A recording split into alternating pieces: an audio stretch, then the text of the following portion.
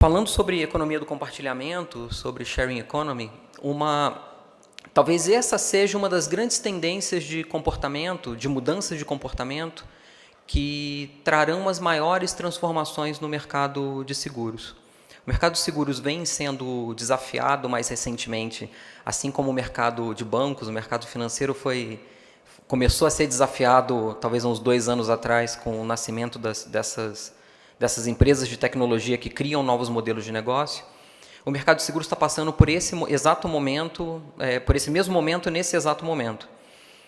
E talvez o modelo da economia compartilhada seja aquele que mais dramaticamente deve influenciar o mercado de seguros, porque, de certa maneira, ele reverte o conceito do seguro. O conceito do seguro ele parte do pressuposto de um conceito que a gente chama de mutualidade, que então um grupo de pessoas paga um prêmio para que alguém, numa eventualidade, seja ressarcido pelo problema que ela teve. Essa é a lógica do seguro. Então, pensa o seguinte, se todo mundo dirigisse mal, ou só quem dirige mal fizesse seguro, a seguradora teria quebrado, certo? Porque imagina ela pagar o seguro de todo mundo, ela não consegue. Então, existe uma lógica de que os bons pagam pelos ruins, que é uma lógica, de certa maneira, uma lógica perversa no mundo do seguro. E que as pessoas, de certa maneira, agora que elas têm esse acesso a essa economia compartilhada, e que elas começam a não... Eu não sou mais dono de nada, eu não tenho mais a posse. Por que eu tenho que fazer o seguro de alguma coisa que eu não sou mais dono? Já que o único papel do seguro é proteger o bem, não é me proteger. Então, por que eu tenho seguro mesmo? Então, adventos como carros autônomos, como esse fim da posse e o início dessa era do acesso, estão fazendo as seguradoras repensarem seus papéis no mundo todo.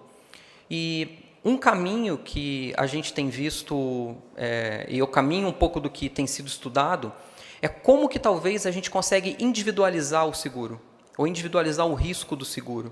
Como é que eu consigo avaliar ou hiperpersonalizar a avaliação de risco de cada uma das pessoas? Sabendo que isso, de certa maneira, vai completamente na mão contrária do que é a lógica do seguro. Então, como é que eu vou viver num mundo em que... Imagina que, se eu não sou dono do carro, eu não preciso fazer o seguro. Se o carro é dirigido sozinho, não tem um motorista, o risco de acidente diminui dramaticamente. Então, se algum incidente acontecer, quem é responsável por esse incidente se nenhum dos dois carros tinha um motorista? E o carro não é de ninguém. Então, então são algumas das lógicas com as quais a gente tem trabalhado. Então, todas essas tendências a gente tem estudado muito como elas podem influenciar e até transformar o modelo de negócio. Um exemplo bom de como a gente tem feito isso, no meio do ano passado, a Liberty lançou um programa no mercado, e a Liberty foi a primeira seguradora no Brasil a usar a tecnologia para avaliar o comportamento de direção do motorista. Então, a gente lançou um programa que você instala um aparelhinho no teu carro, esse aparelhinho ele vai instalado numa porta no carro que chama OBD, que é a porta de diagnóstico do carro. É bem simples, fica dentro do porta-luva normalmente, você coloca o aparelho lá, parece um USB, e ele monitora em tempo real a forma como você dirige. E você acompanha no teu celular, em tempo real, a tua forma de condução. Isso gera um score de direção, mostrando curvas forçadas que você tem feito, acelerações bruscas, freadas bruscas, quanto tempo você dirige, se teu carro fica mais parado do que rodando, em que locais esse carro está. Então, são mais de 40 variáveis que são avaliadas através dessa tecnologia. E a gente oferece desconto progressivo para os clientes baseado no score de direção deles. A gente tem esse programa já rodando hoje em 3 regiões, então é um piloto que a gente vem fazendo. Então, a gente está trabalhando no interior de São Paulo, a gente está trabalhando no Paraná, a gente está trabalhando em Santa Catarina. Então, são 3 regiões com cenários bem diferentes, é uma forma também da gente poder experimentar um pouco. E, com isso, tentar encontrar um modelo, talvez, de seguro que possa atender a essa necessidade, ou essas novas necessidades do consumidor.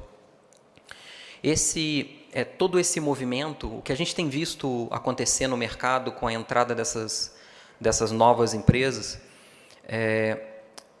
são na verdade, 3 movimentos que têm criado a ruptura dentro dos mercados. Um primeiro movimento é um movimento da desmonetização.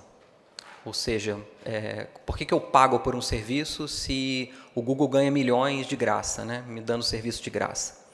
Então, se o Google consegue dar serviço de graça, outras pessoas talvez também consigam. E eu quero, com esse advento, né, do que a Ellen trouxe aqui, do lowerism, que é essa baixa do consumo, da gente não querer ser dono das coisas e nem consumir demais, a gente tem procurado as opções que são mais econômicas.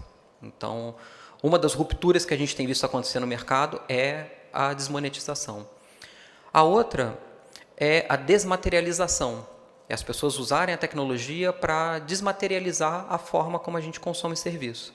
Acho que um bom exemplo, uma grande vítima dessa desmaterialização do mercado talvez tenha sido a Blockbuster, foi um bom exemplo. Que Netflix chegou aí e, pelo preço da locação de um DVD, você tem acesso a milhares de títulos, talvez milhões de títulos, por mês, pelo valor de uma única locação. Então, essa desmaterialização do serviço é outro movimento muito importante que a gente tem visto. E o terceiro é a democratização, é a capacidade de dar acesso a pessoas que não têm acesso. E como eu falei, 1/3 da frota nacional é segurada, mais ou menos um pouco mais de 10% das residências no Brasil tem algum tipo de seguro. São números que assustam, e não é porque as pessoas não têm medo ou não têm preocupação. É porque as ofertas que existem, elas não atendem às necessidades. Seja porque elas não são acessíveis, ou seja porque o produto não diz ou não fala comigo, ele não conversa comigo. Eu preciso de coisas que conversem comigo.